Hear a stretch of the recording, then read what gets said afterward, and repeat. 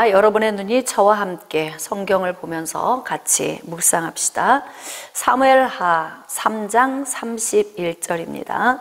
다윗이 요압과 및 자기와 함께 있는 모든 백성에게 이르되 너희는 옷을 찢고 굵은 배를 띠고 아브넬 앞에서 애도하라 하니라. 희한하죠. 아브넬의 죽은 이 사건에 대해서 왕이 너무 가슴 아파해.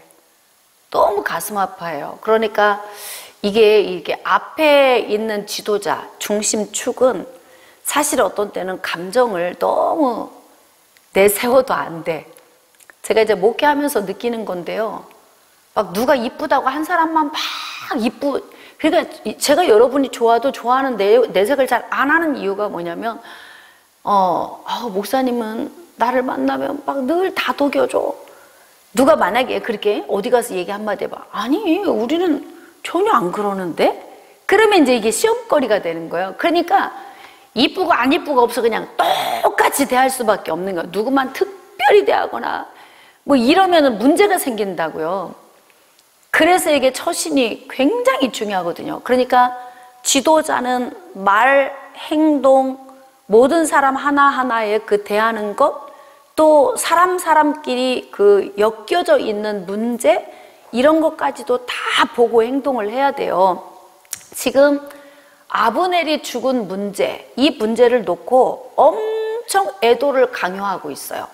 자, 그러면 이제 누가 또 상처를 받을까? 아브넬을 죽인 요압이 또 상처를 받죠?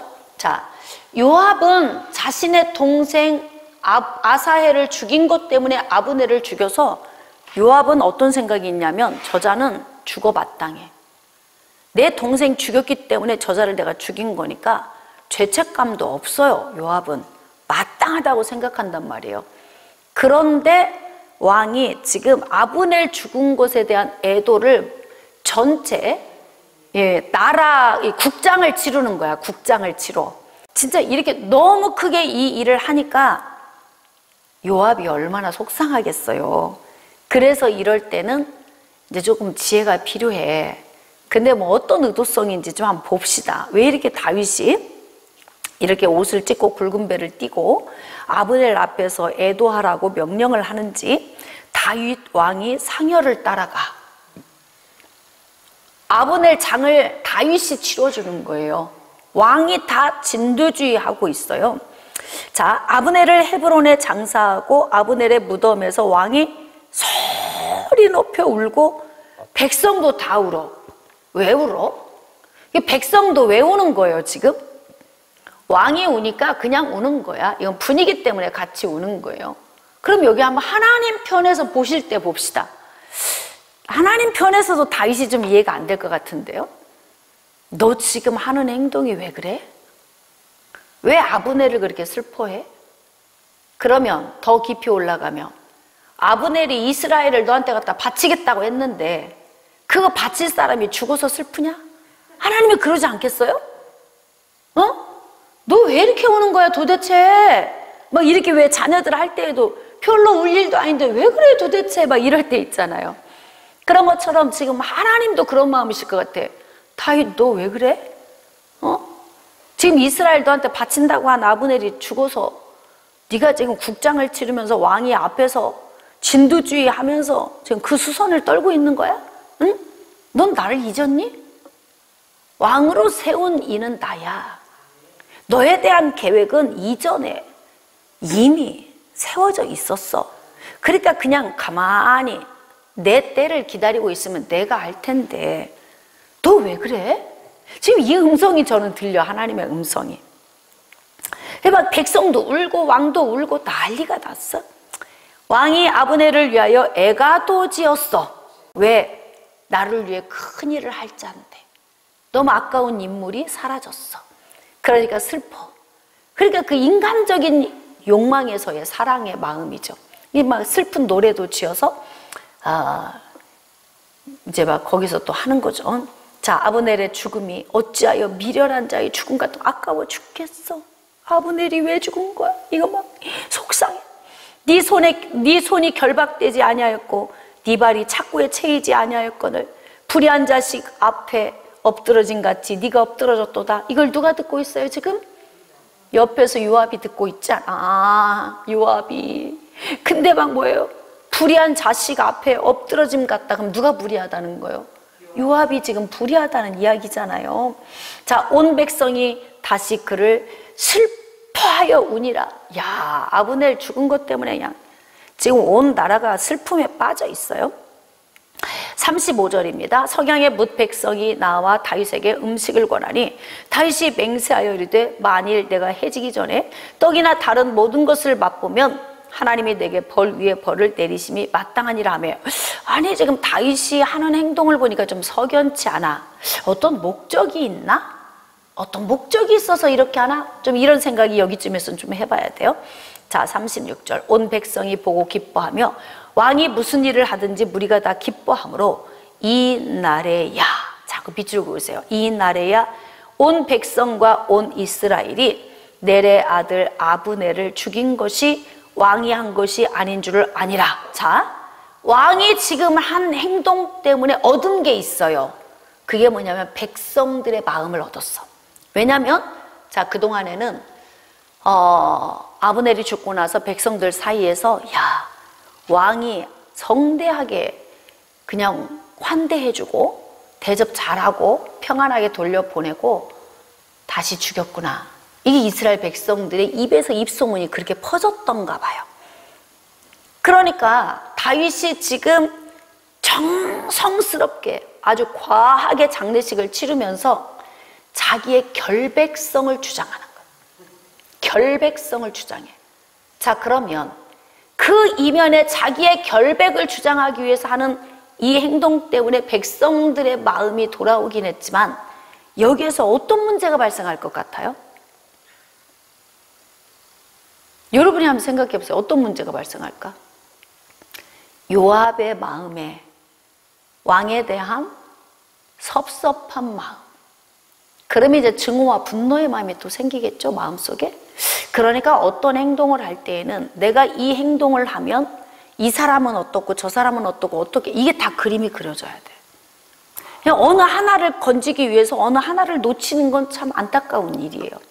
그러니까 백성들에게 자기가 결백하다는 걸 보여주기 위해서 성대하게 치르고 애가도 부르고 통곡도 하고 배옷도 입고 진짜 다 했어.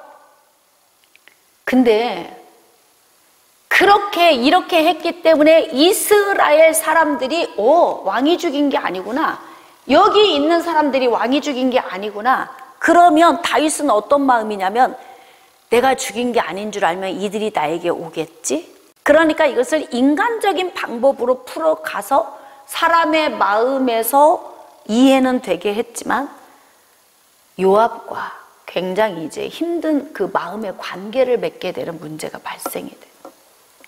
그러니까 지금 다윗이 풀어가는 방식이 영적이다, 육신적이다? 육신적이다. 육신적이다. 하나님이 주시면 되는 거예요. 이스라엘 백성들이 나를 오해하고 있어도 때가 되면 풀어져요. 그리고 하나님께서 하시면 다 자연스럽게 다 알게 돼. 그때를 조금만 기다리면 참 좋은데 뭔가 이렇게 내가 막 몸부림을 치면서 어찌 보면은 내가 안 죽였어 이걸 해명하기 위하여 장례식을 거대하게 치러주고 그렇게 꺼이꺼이 울면서 배옷 입고 그냥 온통 수선을 다 지금 떨었단 말이에요. 근데 그 내면에 들어가서 보면은 결국 뭐냐면 이스라엘 사람들의 마음을 사기 위한 거였지 아브넬이 불쌍해서가 아니었어요. 그리고 아브넬이 죽은 것이 아까웠던 것이 아브넬의 죽음이 아까움이 아니었고 이스라엘이 날아갈 것 같은 것 때문에 이게 막 당혹스러웠던 거죠. 참 그러고 보면 우리는 아무리 영적이게 산다고 하지만 순간순간 이렇게 육신적인 생각이 우리를 이끌고 가서 이제 다윗 같은 이런 모습이 우리에게서도 계속 나오고 있는 거 아닙니까? 38절 왕이 그의 신복에게 이르되 오늘 이스라엘의 지도자여 큰 인물이 죽은 것을 알지 못하느냐. 뭐 신복에게 이런 얘기를 또 왜 해? 그러니까 막 큰 별이 졌다. 누가 듣고 있어 옆에서? 군대 장관 요압이 듣고 있잖아요. 네? 내가 기름 부음을 받은 왕이 되었으나 오늘 약하여서 수르야의 아들인 이 사람들을 제어하기가 너무 어려우니 여호와는 악행한 자에게 그 악한 대로 갚으실지로다 하니라. 악하죠. 사람을 죽이는 것 자체는 악한 거예요. 내 동생을 죽였기 때문에 죽였어. 좀 이해는 되지만 그 자체가 죄가 아니다. 이렇게는 할 수 없어요. 사람을 죽인 죄죠. 악하긴 악한데 다윗이 지금 왜 스루야의 아들들, 즉 요압, 아비새, 죽은 아사헬, 이 세 명이 다윗 옆에서 삼촌을 돕는 거예요. 삼촌을 도와. 그리고 지금까지 600여 명 안에 속해서 같이 도망 다닐 때 같이 옆에 있었고 늘 같이 했어요. 그러니까 안 좋은 것보다 좋은 날이 많았겠고, 요압의 형제들과 요압은 다윗에게 무익한 자보다 더 유익한 자였을 거예요. 근데 지금 뭐냐면 아브넬을 죽인 이 사건 때문에 다윗은 속이 상했어. 그래서 수르야의 아들, 즉 누이의 아들들, 조카들이 난 진짜 제어하기가 어려워. 왜 지들 맘대로야.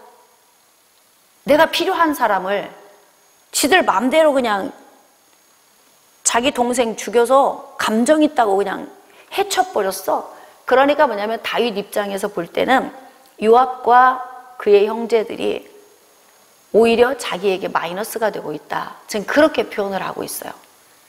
좋은 날이 많지만 그거 생각 못하는 거죠.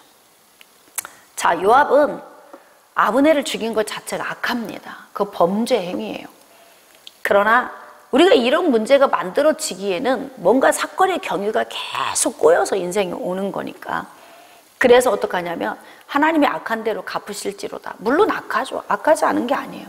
나중에 요압은 이렇게 뭐 아브넬도 죽이고 나중에 또 다른 사람 죽이고 아마사도 죽이고 그러거든요. 근데 그것 때문에 나중에 또 비참하게 죽기도 하지만 어쨌든 다윗의 이 모습이 상당히 영적이어 보이지는 않다. 그러니까 사울에게 쫓겨다닐 때가 가장 영성이 있을 때예요. 아이러니죠. 인생에 가장 힘들 때. 여러분 생각해 보세요. 부부가 살면서도 남편이나 아내 둘 중에 하나 누군가 박해를 받고 있잖아요. 그때가 가장 주님과 뜨끈뜨끈해요. 막 내 인생에 진짜 힘들 때 이때가 하나님과 가장 가까울 때입니다. 다윗은 사울을 피해 쫓겨 다닐 때가 가장 영적이었고 가장 충만했고 가장 은혜로웠어요. 남유다의 왕으로 세워진 후부터는 인간적인 방법으로 막 육신의 삶을 풀어가니까 이제 막 얽히고 설키고 이제 계속 갑니다. 4장 1절입니다. 사울의 아들 이스보셋은 아브넬이 헤브론에서 죽었다 함을 듣고 손에 맥이 풀렸다. 그러니까 이렇게 왕이 되면 안 돼. 실권이 없는 왕이 되면요 이렇게 당해요. 그러니까 그 권력을 행사해주는 자기 앞에서 또 버텨주고 있는 아브넬이 죽었다 하니까 이스보셋이 무슨 힘이 있어. 그러니까 차라리 이스보셋이 아버지 죽었고 다윗이 기름 부음 받았으니까 나를 왕으로 세우지 말고 이스라엘 모든 사람 합심해서 다윗을 왕으로 세우라 이렇게 했더라면 더 좋았겠죠. 그러면 이스보셋이 살해됐을까요? 안 됐을까요? 안 됐겠지. 그러니까 참 인생이 이게 아이러니야. 우리는 다 보여서 이게 평가가 되는 거예요. 근데 각자 살고 있는 그 시대에 자기의 삶 속에서는 이걸 보지 못해. 맥이 풀렸다잖아요. 그리고 온 이스라엘이 놀랬다 그래요. 자, 사울의 아들 이스보셋에게 군 지휘관 두 사람이 있는데 바하나와 레갑이라 그렇습니다. 그런데 바하나와 레갑이 어떻게 해요? 이스보셋을 죽입니다. 자, 5절. 브에롯 사람 림몬의 아들 레갑과 바하나가 길을 떠나 볕이 쬐을 때쯤에 이스보셋의 집에 이르니 마침 그가 침상에서 낮잠을 자는지라. 자, 레갑과 그 형제 바하나가 이 두 사람은 누구라고 했어요? 사울의 아들 이스보셋의 군 지휘관이잖아요. 신한데 근데 밀을 가지러 온 채하고 집 가운데로 들어가서 이스보셋의 배를 찔렀다. 그리고 도망했다. 그래서 어떻게 해요? 그들이 집에 들어가니 이스보셋이 침실에서 침상 위에 누워 있는지라 그를 쳐 죽이고 목을 베어 그의 머리를 가지고 밤새도록 아라바 길로 가서 헤브론에 이르러 다윗 왕에게 이스보셋의 머리를 들이며, 참 분위기가 이상해. 다윗이 전체 이스라엘의 왕이 될 것을 감지한 사람들이 모든 행동을, 누가 좋아하는 행동을 해요? 앞으로 실권자가 될 다윗이 좋아할 행동만 하는 거예요. 이게 인생사예요.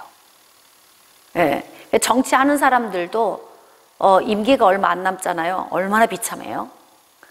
저렇게 비참한 자리를 저렇게 올라가려고 했나 싶을 정도로 비참해. 끝날 때쯤 되면. 왜? 다른 줄에 서니까 사람들이. 그러니까 벌써 뭐 가능성이 있는 대권 주자 뒤로 줄을 막 쓰잖아요. 그럴 때 이미 기울어져 가고 있는 사람 입장에서는 얼마나 이게 씁쓸한 일이야. 그리고 막 기분도 나쁘고 마음도 힘들겠죠.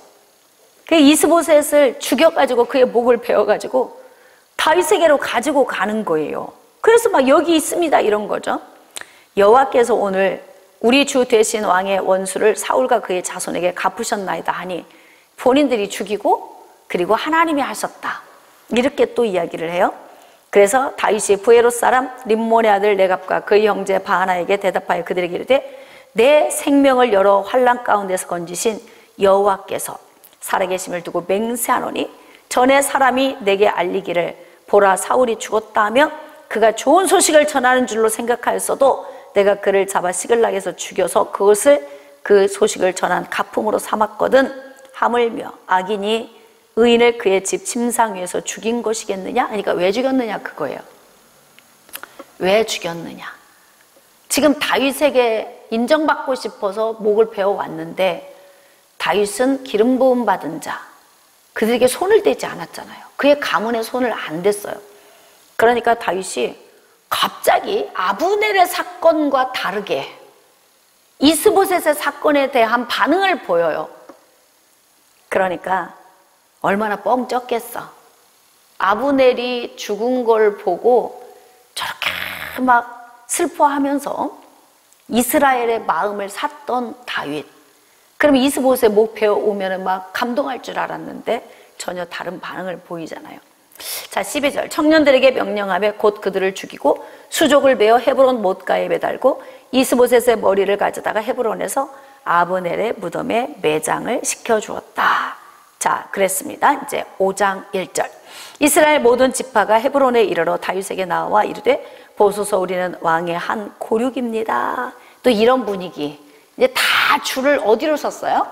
다윗에게로 섰죠. 물론 하나님이 다윗을 왕으로 내정해 놓으셨고 이미 기름 부으심을 다 부어주셨어요.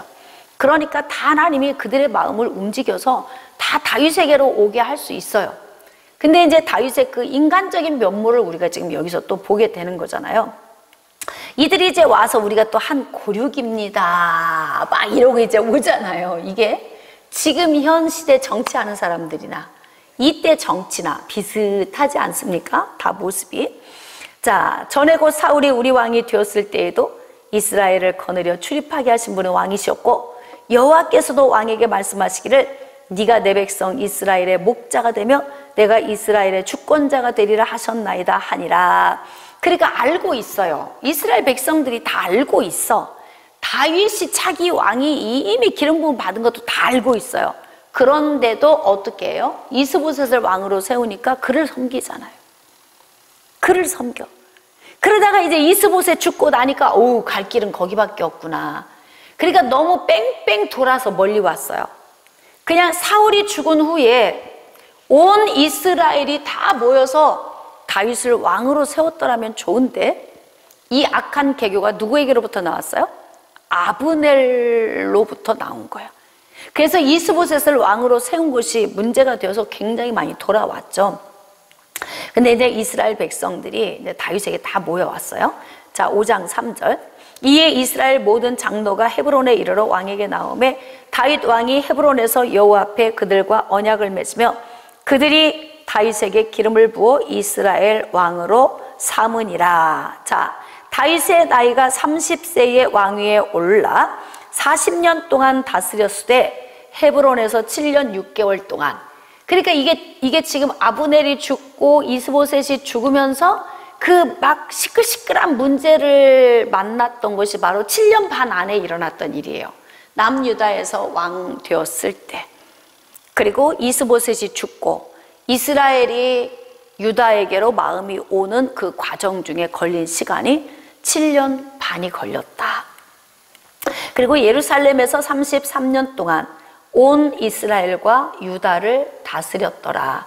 전체 12지파의 왕이 된 것이 바로 37세, 8세가 되는 해에 이제 온 이스라엘과 유다를 다스리게 됐다는 거예요. 자, 6절. 왕과 그의 부하들이 예루살렘으로 가서 그 땅 주민 여부스 사람을 치려 하매 그 사람들이 다윗에게 이르되 네가 결코 이리로 들어오지 못하리라.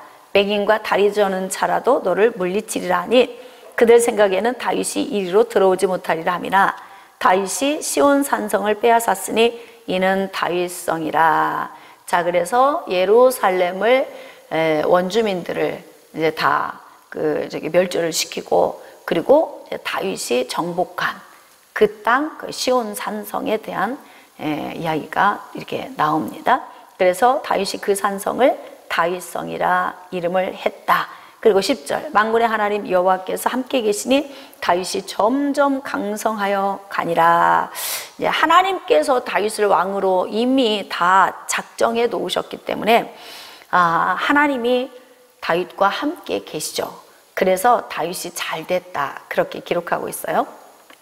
도로왕 히람이 다윗에게 사절들과 백향목과 목수와 석수를 보내매 그들이 다윗을 위하여 집을 지으니 다윗이 여호와께서 자기를 세우사 이스라엘 왕으로 삼으신 것과 그의 백성 이스라엘을 위하여 그 나라를 높이신 것을 알았더라. 자, 그래서 히람과의 이 관계성이 나오죠. 자, 13절. 다윗이 헤브론에서 올라온 후에 예루살렘에서 처첩들을 더 두었으므로 아들과 딸들이 또 다윗에게서 나니 예루살렘에서 그에게 난 자들의 이름은 자, 삼무와 소박, 나단과 솔로몬. 자, 솔로몬은 그러니까 37살이 넘어서 난 거죠. 모든 이스라엘과 유다의 왕이 된 후에 솔로몬을 낳게 되죠. 그래서 솔로몬이 여기에 또 기록이 되잖아요. 자, 이제 여러 아들들에 대한 기록이 있습니다. 자, 17절. 이스라엘이 다윗에게 기름을 부어 이스라엘 왕으로 삼았다음을 블레셋 사람들이 듣고 블레셋 사람들이 다윗을 찾으러 다 올라오매 다윗이 듣고 요새로 나가니라. 우리가 그림을 그려봅시다. 다윗이 블레셋으로 망명을 가서 시글락에서 살기도 했고요. 블레셋 왕과 이스라엘과 싸우려고 전쟁터에 나가다가 돌아가기도 했어요. 근데 그랬던 다윗이, 그렇게 초라하게 도망다니던 다윗이 이제 이스라엘의 왕이 됐다. 이 이야기를 듣고 블레셋이 이제 다윗과 전쟁을 치르려고 올라왔다는 거예요. 여러분 인생 보세요. 살만하면 전쟁이 일어나고, 살만하면 기근 오고, 살만하면 전염병 오고, 살만하면 사람들까지 얽혀서 뭐 죽는 문제 발생하고, 좀 이제 인생 좀 긴장 좀 풀어질만 하면 문제 생기고, 이게 인생이에요. 평안할 날이 없죠. 지금 여기 이렇게 보니까. 그래서 이제 블레셋과 싸우러 나가는데, 자, 블레셋 사람들이 이미 이르러 르바임 골짜기에 가득한지라 다윗이 여호와께 여쭈어 이르되, 그 밑줄 그으세요. 그래도 이제 약간 좀 혼란스러운 시기, 남유다에서 7년 반, 이때 왕이 된 후에 좀 혼란스러운 시기를 지나고, 그때 이제 다윗이 약간 육신적인 모습이 좀 보였어요. 근데 이제 전체 이스라엘과 유다의 왕이 되면서 전쟁을 지금 처음 치르게 된 이 문제를 만났는데, 다윗이 이제 정신이 들어. 왜 정신이 또 드는 거예요? 인생에 문제 왔잖아요. 전쟁. 그러니까 다윗이 줄곧 영적으로 깨어있을 때가 언제인 줄 아세요? 전쟁. 인생에 문제 왔을 때. 그리고 대부분 그냥 육신의 삶 속에서 먹고 마시고 뭐 자녀들, 부부, 가족들 옆에 있는 이런 문제 가운데서 살 때는요, 다윗이 약간 넋을 놓고 살아. 근데 대부분 다윗이 굉장히 깨어있고 긴장할 때가 언제냐면 전쟁이 일어날 때. 그러니까 인생의 큰 문제가 우리에게는 이 문제가 너무 힘들어. 왜 이렇게 이 문제가 나를 따라다니는 거야 싶지만 그렇게 큰 문제가 있을 때가 가장 영적인 때, 영적인 때. 가장 하나님을 의지하고 하나님만 바라보고 주께 묻고 그냥 매달릴 수밖에 없는 상황이잖아요. 그러니까 이게 장단점이 있어요. 모든 문제가 형통하면 영적으로는 바닥으로 내려가고 문제가 오면은 영적으로는 깊어지고. 그러니까 벌써 이제 전쟁 문제 오니까 벌써 다윗이 또 여호와께 여쭙잖아요. 그러니까 우리는 영적인 것이 항상 동일하게 가는 게 아니라 영적인 것이 훅 충만하게 민감하게 올라갔다가 평화해지면 훅 떨어졌다가 또 이게 이제 이런 어떤 이렇게 약간 그게 인생 오면서 주기적으로 오는 것 같아요. 이 평탄함이 아주 계속 평탄하진 않아. 그러니까 우리에게 하나님이 긴장감을 주시는 것 같아요. 그래서 이제 블레셋과의 이 싸움에서 다윗이 여쭙잖아요. 자, 내가 블레셋 사람에게로 올라가리이까? 여호와께서 그들을 내 손에 넘기시겠나이까? 묻잖아요. 여호와께서 다윗에게 말씀하시되 올라가라. 내가 반드시 블레셋 사람을 내 손에 넘기리라 하신지라. 그럼 하나님이 넘기시겠다면 넘기시는 거예요. 그럼 그냥 나가면 되는 거예요. 그러면 승리가 오는 겁니다. 자, 다윗이 바알 브라심에 이르러 거기서 그들을 치고 다윗이 말하되 여호와께서 물을 흩음같이 내 앞에서 내 대적을 흩으셨다 하므로 그곳 이름을 바알 브라심이라 부르니라. 여기서 그러니까 물을 흩음같이 흩으셔서 승리를 한 거예요. 자, 거기서 블레셋 사람들이 그들의 우상을 버렸으므로 다윗과 그의 부하들이 치웠어요. 자, 이제 블레셋 사람들이 이거 중요합니다. 우리가 이제 문제를 만났을 때 이 문제를 해결을 했는데 문제가 반복적으로 올 때가 있어요. 반복적으로 올 때. 그러면 되게 우리가 좌절스럽잖아. 때로는 어떤 때는 문제 해결했으니까 긴장 풀어. 하나님이 이번에 질병 고쳐주셨으니까 할렐루야. 그 막 주를 위해 살겠다고 해놓고 잊어버려. 그리고는 그냥 평탄하게 살아요. 근데 있잖아요. 이 문제가 다시 정비하고 또 와. 블레셋이라고 하는 이 문제가 다시 전열을 정비하고 또 오는 거예요. 그러니까 긴장을 풀면 안 돼요. 이번에 하나님이 이 문제 해결해 주셨으니까 할렐루야. 그리고 막 예배 생활을 게을리해. 그러면 제가 이제 성도들도 보면요. 성도들도 주기적으로 고난을 당하는 사람들이 있어요. 보면은 확실히 좀 좋아지면 나태해지는 사람. 이 사람은 항상 굴곡이 와요. 좀 좋아지면 목사님 막 좋아졌어요. 할렐루야. 막 하나님의 은혜 주셨어요. 이렇게 막 기뻐하다가 안 보여 한동안. 그래서 전화해보면 다시 원상태로 가 있어. 이제 그럴 때 제가 속에서 무슨 생각이 드냐면 그럴 줄 알았어. 성도들 중에 그런 사람이 있어요. 그럴 줄 알았어. 성도. 꼭 그런 사람은 꼭 그렇게 살아. 조금 은혜 되고 좀 평안 오잖아요. 안 보여. 나태해져. 그럼 잘 사는가 싶으면 잘 살아야 되는데 그렇지 못해요. 역시 그럴 줄 알았어. 그러니까 우리는 교회 와서 어떤 큰 은혜가 막 있고 없고 오늘 막 은혜가 절절 쏟아졌어. 이런 게 아니어도 그냥 하나님과의 관계는 견고하게 가는 거예요. 응? 주님을 늘 높이고 말씀 사모하고 찬양 드리고 기도하고 그러면서 이 생활이 기복 없이 갈 때가 평안해. 여러분이 주변 사람들을 봐도 알잖아. 할 때 보였다 안 보였다 하는 사람은 요동쳐. 인생 자체가 요동을 쳐. 근데 보면은 늘 꾸준한 사람은 문제 와도 또 하나님이 해결해 주시면 간단하고. 그래서 항상 반복적인 문제가 올 가능성이 있다는 것을 배제하고 살면 안 돼요. 블레셋은 언제나 전열을 정비하고 다시 올 수 있는 자들이에요. 근데 이제 하나님이 물을 흩음같이 다 흩어 놓으셨잖아요. 그런데 얼마나 이제 긴장 풀겠어. 할렐루야. 하나님이 승리케 하셨구나. 이러고 기뻐하기 무섭게 다시 전열을 정비하고 올라오잖아요. 근데 막 가득했다는 거예요. 자, 이때 다윗이 여호와께 여쭈니 이르시되 올라가지 말고 그들 뒤로 돌아서 뽕나무 숲을 맞은편에서 그들을 기습하되 복병을 두라는 거예요.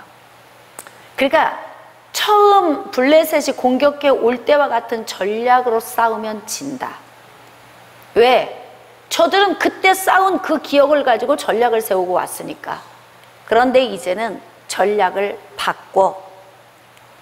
우리가 부부간에든 부모와 자녀간에든 어떤 문제가 있어서 다퉈야 할 때도 매일 똑같은 방식으로 하면 안 돼요. 전략을 바꿔야 돼. 전략을. 근데 이게 이제 굉장히 탁월한 지혜가 좀 필요한데, 자녀들을 다루는 것도 그렇고 배우자끼리 서로 어떤 문제가 있을 때도 전략이 필요해요. 매일 같은 방식은 안 돼. 약간 좀 충격요법도 필요하고 복병도 싹 두어서 뭐 이렇게 여러 전략을 가지고 가야 우리가 이제 승리할 수 있어요. 목사님, 저는 매일 블레셋이 다시 전열을 정비하고 올라오는데 매일 싸우는데 매일 져요. 왜 지는 거예요? 그거예요. 전략이 탁월하지 않아서. 그러니까 우리는 항상 이 전략을 고민해야 돼요. 야, 어떻게 싸우면 될까? 근데 하나님께서 말씀하시잖아요. 지난번처럼 싸우지 마. 에? 지난번처럼 싸우면 져. 왜? 지난번에 한번 싸워본 경험을 가지고 전열을 정비하고 저들이 오니까 다른 전략으로 가야 승리할 수 있어.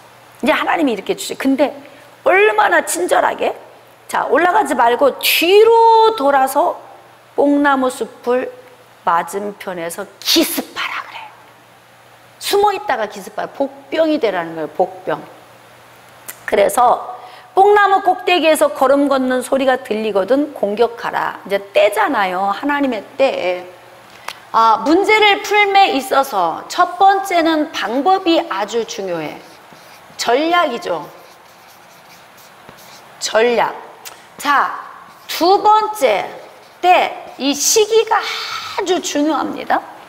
근데 하나님께서 뭐라고 하냐면 이때 시기적인 것은 내가 사인 줄 때 해야 된다는 거예요. 아이들을 혼낼 때도 시기적인 게 중요하죠. 학교 갔다 와서 그 무거운 가방 막 쓰러질 정도로 하루 종일 지쳐갖고 와서 배는 고프고 그런데 오자마자 너 이리 와봐. 이건 시기가 아니에요. 네? 우리 어렸을 때도 보면 막 언니나 오빠들이 혼날 일 있으면 오자마자 혼날 줄 아는데 아주 평화롭게 밥을 다 먹이시더라고. 밥 다 먹으면 너 이리 와봐 이러시더라고 항상. 그게 시기적인 때가 아주 중요해요. 부부가 대화를 하는 것도 서로 속상할 때 대화하면 안 풀려. 그럼 어떡하냐면 일단은 내 속에서 감정이 정리가 좀 싹 차분하게 가라앉은 다음에 상대방의 감정도 평안해졌을 때 대화를 하되, 어떻게 대화하느냐? 첫 마디의 마음을 사로잡는 말을 먼저 해야 돼. 난 당신이 이것 때문에 너무 싫습니다. 이렇게 하면 안 돼. 난 지금까지 당신하고 살아온 세월이 너무 행복한 날이 많았어요. 난 당신을 너무 사랑해요. 그걸 바다를 먼저 발라놓고, 먼저 발라놓고 시작을 해야지. 그냥 냅다 앉자마자 여보 할 얘기가 있는데 난 당신이 그렇게 얘기할 때마다 너무 싫거든. 예를 들면 이렇게 전략이 안 좋으니까 시기적인 때도 못 맞추니까 내가 불행한 거예요.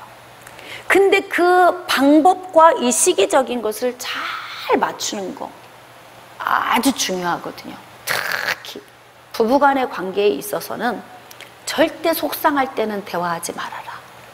에? 감정이 막 폭발할 지경에는 대화하면 안 돼. 그러면 이제 그만 살자 이렇게 되거든.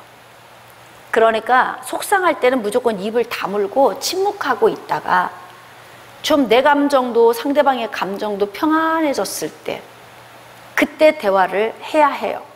그리고 정말 힘든 날도 많지만 돌이켜보면 좋은 날도 많았다.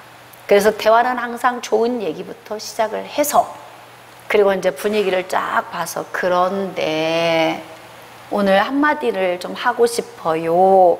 그러면서 이야기를 해야 이 소통이 되지 않겠습니까? 그런 것처럼 인생의 이 블레셋이 어찌 보면은 여기는 지금 전쟁이지만 우리가 늘 전쟁을 치르고 사는 게 뭐예요? 여러분, 우리가 지금 영적 전쟁을 치르면서 살고 있어요. 우리의 씨름은 혈과 육을 상대하는 것이 아니요, 정사와 권세와 이 세상에 있는 어둠의 주관자들과 하늘에 있는 악의 영들과 우리가 상대하는 것이다. 그래서 우리가 보는 이 싸움은 영적 전쟁이에요. 자, 3차원의 현실 세계를 4차원이 이렇게 감싸고 있어요. 4차원은 이렇게 커요. 3차원은 이렇게 작아.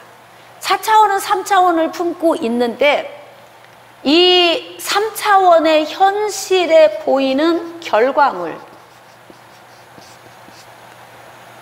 여기는 영적인 4차원의 세계잖아요. 근데 에베소서 6장 그 말씀을 보자면 우리의 씨름은 혈과 육을 상대하는 게 현실에서 보이는 상대하는 것이 아니요, 통치자들과 권세들과 어둠의 세상의 주관자들과 하늘에 있는 악의 영들과 싸움이다. 그러니까 보이지 않는 이 영적 세계가 배후 세력이야. 배후 세력이 현실 세계에 끼치는 영향력, 누구를 통해? 남편을 통해, 자식을 통해, 교우를 통해, 직장 상사를 통해, 동료를 통해, 이웃을 통해, 뭐 있잖아요. 왜? 그렇게 우리에게 다가오는 거예요. 그러니까 우리가 그 원리를 안다면 그냥 다가오면은 아, 저 사람이 나쁘구나, 막 이게 아니고 나를 쓰러뜨리려고 공격하는구나. 그러면 여기서 어떻게 나의 전략이 필요하겠구나, 이렇게 생각을 해야 돼요. 그러니까 현실에 지금 나타난 이 결과는 보이지 않는 배후 세력에 의해서 오는 거다. 남편이나 내 주변에 있는 이 요인은 나를 쓰러뜨리기 위한 통로로 어둠이 사용을 하는 거거든요. 그러니까 우리가 살아가는 날 동안에 정말 지혜롭고 똑똑해야 돼요. 우린 이렇게 매일 영적 전쟁을 치러요. 그런데 이 영적 전쟁을 치를 때는 어떻게? 방법, 어떤 방법? 하나님께로부터 온 방법. 우리가 지금 성경 말씀을 통해서 인생 배우고 있잖아요. 아하, 싸움은 이렇게 해야 되는구나. 요압이 아브넬을 죽인 것은 반드시 악한 것이지만 이 문제가 올 수밖에 없었던 건 지도자가 중심축이 흔들려서 문제였다. 모든 이 처세술에서 온 엮인 이런 문제잖아요. 그러니까 우리는 여기서 인생을 배워. 인생을 배워서 어떻게 하느냐? 성경 말씀에서 배운 방법을 전략으로 사용을 하는 거예요. 그러니까 여러분이 지금 뭐 배우자와의 서로 힘겨운 문제나 아니면 막 고부간의 갈등이나 뭐 부모와 자녀 간의 힘겨운 어떤 이러한 문제들이 지금 있다면 여러분이 하나님 저에게 탁월한 전략을 주세요. 사람의 마음을 감동시키는 방법이 있어요. 뭔 줄 아세요? 여러분, 사람은 지정의가 있고 지식과 감정을 소유하고 있기 때문에 대화를 할 때 말을 잘하면 감동이 오게 돼 있어요. 감동. 그래서 진짜 힘겨운 대화를 할 때에도 항상 첫 대화에서는 좋은 말을 먼저 하는 게 좋다. 자녀들을 뭐라고 할 때에도 난 우리 아이들에게 늘 이야기할 때 이 말을 많이 써요. 너 99가지가 다 좋아. 99가지가 다 좋아. 근데 꼭 그 한 가지, 그것만. 늘 제가 꼭 얘기를 할 때는 그래요. 그러면 아이가 한참 자기 방에 가서 고민하다가 죄송해요 어머니 잘못했어요 이렇게 하고 오면서 뭐라고 하냐면 그래도 엄마 제가 99가지가 좋다고 하셨죠? 거기에서 애가 위로를 받는 거예요. 저 이 한 가지만 고치면 되는 거죠? 근데 그렇지 않아. 안 좋은 게 많지만 매번 너는 왜 매사에 왜 그래? 너는 모든 게 다 그렇지. 그러면 이제 낮은 자존감의 사람이 돼요. 아, 나는 쓸모없는 사람이구나. 나는 필요 없는 사람이고 난 잘하는 것도 없구나. 난 장점이 없고 뭔가 착한 구석도 없구나. 이런 느낌이 들게 하면 얘는 페인이 되게 만드는 거예요. 그러니까 어떻게 해요? 항상 뭔가 이야기할 때는 전략이 먼저 좋은 것, 축혀 세우는 걸 먼저 해요. 근데 저는 그걸 뭐라고 하냐면 난 너 다 좋아. 난 너의 나무 다 좋아. 뭐만 말고 이것만 말고 그 문제 하나만 다루는 거예요.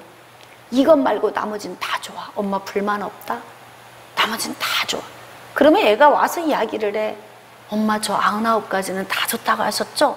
그게 힘이 되는 거예요. 아, 그러면 내가 한 가지만 고치면 되는구나. 이렇게 생각을 하는 거예요. 그러니까 사람을 다룸에 있어서 이 말하는 기술, 상대방의 기분을 좋게 해주고 이야기를 하면 나머지는 다 통과가 돼. 부부간의 대화도 똑같아. 모든 사람들과 문제점 속에서 장점을 먼저 이야기를 해주고, 그래서 이 전략이 아주 중요합니다. 사람과의 관계를 잘하는 사람과 못하는 사람의 특징이 뭐냐면, 사람과의 관계를 잘하는 사람은요, 상대방의 마음을 만질 줄 아는 사람이에요. 그런 사람이 소통을 잘해요. 그래서 여러분이 그걸 잘 배우셔야 돼. 그러니까 하나님께서는 지금 지난번에 싸운 방식 말고 뽕나무 숲을 뒤로 맞은편, 뽕나무 숲을 맞은편 뒤로 가서 기습을 해라. 복병이 되어서 공격을 하라 그러잖아요. 그러니까 진짜 그러니까 한 방에 훅 가게 해야지 막 매번 잔소리하고 매번 싸우고 매번 이야기하고 하는 건 아니야. 자녀들도 대부분 놔두면 나이를 먹으면서 알아서 다 할 때가 와요. 저도 깜짝깜짝 놀래. 애들 나이 먹으면서 보면 부모가 이거 해라 저거 해라 그래서 오는 게 아니고 나이를 먹으면서 지들이 크면서 다 돼. 엄마는 그냥 잘 앞에서 내비게이션이 돼주면 되는 거예요. 근데 막 이렇게 해야 너 잘하는 거야 저렇게 잘하는 거야 막 이야기를 하면 애가 맨날 지적을 받아서 내가 형편없는 사람처럼 느끼게 되는 거야. 그러니까 아이들이 곁길로 갈 수밖에 없어요. 자존감을 높여주고 아이들을 우월한 마음이 갖도록 하려면 진짜 전략이 아주 중요하다. 자, 그것도 어떻게? 때, 시기가 중요하다. 근데 하나님이 사인 주신다잖아요. 뽕나무 위에서 걸음 걷는 발자국 소리를 낼 때 그때 네가 기습하면 돼. 그러니까 하나님은 우리 인생들이 싸울 때 영적 전쟁을 치르면서 우리가 현실에서 이렇게 힘겨운 문제를 만나는데 이때 우리가 하나님의 방법과 하나님의 때를 적절하게 적용만 잘하면 그러면 여러분 진짜 성공적인 삶을 살 수 있어요. 듣고 적용할 수 있기를 원합니다. 그러면 이제 뽕나무 꼭대기에서 걸음 걷는 소리가 들리면 공격하라고 그래요. 그때 여호와가 너보다 앞서 거의 밑줄 그으세요. 여호와가 너보다 앞서 나아가서 블레셋 군대를 치리라. 그러니까 우리가 방법 전략과 때를 우리가 이제 하나님의 때에 맞춰서 하지만 실질적으로 싸우면 누가 싸운다는 거예요? 여호와께서 하신다는 거죠. 그러니까 상대방의 마음에 감동감화를 주시고, 그래서 그냥 내가 말을 할 때에 상대방의 마음을 하나님의 마음 만지시고, 다 아이들의 마음을 만지시고, 남편과 아내의 마음을 만지시고, 시어머니의 마음을 만지고, 막 그렇게 일을 하신다는 거예요. 그러니까 우리가 어떤 문제를 해결하러 감에 있어서 하나님이 앞서가신다? 응? 내가 이렇게 하나님의 방법과 때를 잘 맞춰서 일하면 하나님이 내 앞에서 일하신다? 그러면 이 문제는요, 잘 해결되게 돼 있어. 그래서 항상 우리가 잊어서는 안 되는 게 뭐냐면, 우리 인생의 블레셋은 일회적으로 끝나지 않아요. 반복적으로 와요. 부부가 싸우고 풀었어요. 아우 행복해. 행복한 밤을 같이 지냈어요. 그리고 난 다음에 이제 끝이다. 전만의 말씀. 다음날 눈 뜨면 또 시작이다. 맞잖아요. 그쵸? 다음날 눈 뜨면 또 시작이야. 행복할 때는 이제 전혀 불행이 안 올 것 같은데 눈 뜨면 또 시작이야. 근데 이게 반복적인 삶을 우리가 그렇게 살며 가잖아요. 그러니까 블레셋은 전열을 정비해서 다시 공격해 온다. 이걸 잊으시면 안 돼요. 그래서 항상 긴장감을 가지고 살아야 돼요. 지금 좋으니까 문제 끝 아니에요. 계속 와요. 공격 반복적으로 들어옵니다. 자, 그때 우리는 이렇게 긴장감을 가지고 하나님과 소통하면서 하나님의 방식과 하나님의 때를 맞춰서 적용할 때 그때 이제 우리가 형통한 삶으로 나아가게 돼요. 25절. 이에 다윗이 여호와의 명령대로, 이게 중요합니다. 말씀의 적용. 하나님이 우리에게 요구하시는 대로 적용하는 거, 이거 굉장히 중요해요. 자, 블레셋 사람을 쳐서 게바에서 게셀까지 이르니라. 그런데 앞서서 누가 가서 일하셨다? 하나님이 앞서 가셔서, 미리 가셔서 하나님이 하셨다는 거예요. 그러니까 우리 인생의 삶 가운데서도 우리가 하나님과 소통하면서 이 인생의 블레셋의 문제를 해결하려고 하면 하나님이 앞서 가시면서 사인을 주시고, 그 사인을 통해 일하면 우리는 반드시 승리하는 삶을 늘 살아드릴 수 있다. 그러므로 여러분들이 하나님의 말씀을 잘 적용하면서 사시기를 주님의 이름으로 축복합니다.